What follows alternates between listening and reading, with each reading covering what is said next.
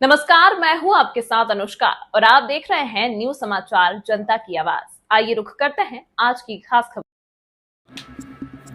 कोलकाता में समाजवादी पार्टी के राष्ट्रीय अध्यक्ष अखिलेश यादव ने पश्चिम बंगाल की मुख्यमंत्री ममता बनर्जी से की मुलाकात। ममता बनर्जी से मुलाकात के बाद समाजवादी पार्टी के राष्ट्रीय अध्यक्ष अखिलेश यादव का बयान एसआईआर और एनआरसी था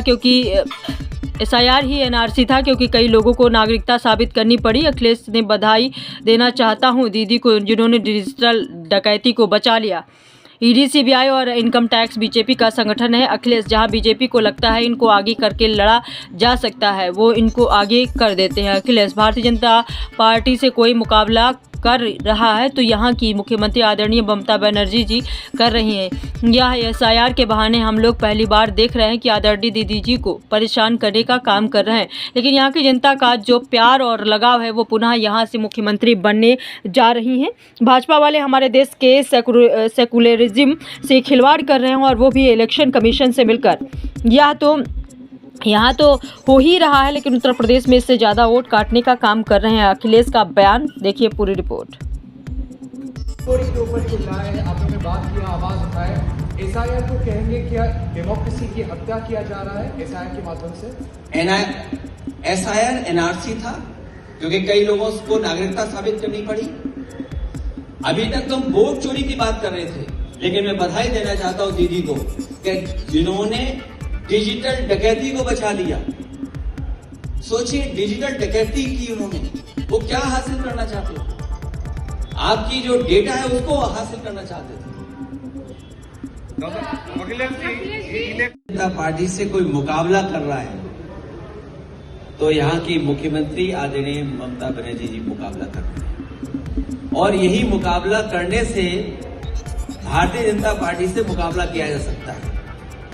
जितना तकलीफ परेशानी ये चुनाव को लेकर के दे सकते थे, और एसआईआर सच्चाई जो एसआईआर की ये है, बिहार के लिए एसआईआर आया कि नहीं आया वो अलग बात थी, लेकिन एसआईआर जो लेकर के आए हैं ये लोग, ये लाए हैं आपके स्टेट वेस्ट बंगाल के लिए, और जानबूझ करके इलेक्शन कमीशन की जिम्मेदारी ये बनती है वोट बढ़े, ज्यादा से ज्यादा लोग वोट बना करके वोट डालने आए।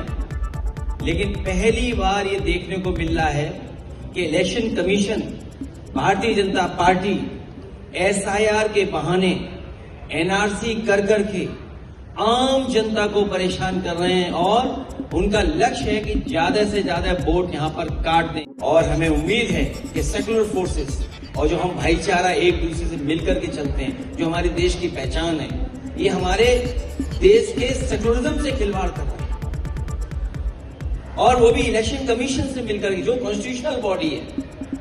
यहां तो हो ही रहा है, लेकिन उत्तर प्रदेश में इससे ज्यादा वोट काटने का काम कर रहे हैं। मुझे खुशी है कि दीदी ने ईडी को हरा दिया, और Bharatiya Janata party pen drive का पेन नहीं भूल पा रही है।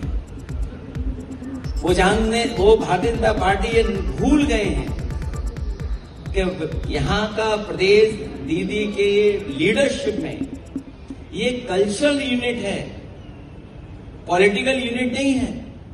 ये नासमझी कर रहे हैं। यहाँ के लोग प्रेम के, रविंद्र जी के भजन सुनते हैं, यहाँ का गान सुनते हैं, मिठास सुनते हैं, नफरत के गाने नहीं सुनते। ये दरारवादी लोग जो बांट करके राजनीति करने वाले हैं वो कामयाब होने वाले नहीं हैं। यहाँ की मिठास जीतेगी, यहाँ की आदरणीय दीदी जीत करके जाएगी, और हमारा पूरा सहयोग इनके साथ है। अखिलेश जी, एक ही बात है, ये जिम्मेदारी है वोट बढ़ाना, उनकी मदद करना, वोटर्स की मदद करना। आपने देखा होगा जब कभी चुनाव होता है, इलेक्शन कमीशन कैंपेन रन करता है इस बात के लिए कि ज्यादा से ज्यादा लोग वोट डालने आए, लोग ज्यादा से ज्यादा निकलें, नई उम्र के लोग वोट बनवाएं। लेकिन ये एसआईआर के बहाने हम लोग पहली बार देख रहे हैं कि आदरणीय मुख्यमंत्री दीदी को परेशान करने का काम करें। शायद देश में एसआईआर के बहाने किसी को नहीं परेशान किया होगा, लेकिन हमें भरोसा है बंगाल की जनता पर। यहाँ की जनता अपनी दीदी के प्रति जो प्यार लगाव है वो पुनः यहाँ से मुख्यमंत्री बनने जा रहे हैं। बीजेपी की लड़ाई जो वो है वो हारने की लड़ाई है उनकी। वो सोचते हैं कि इज्जत से हार जाएं, इज्जत से हारना चाहते हैं, लेकिन यहाँ की जनता हराएगी। और हमें उम्मीद है कि सेकुलर फोर्सेस और जो हम भाईचारा एक दूसरे से मिलकर के चलते हैं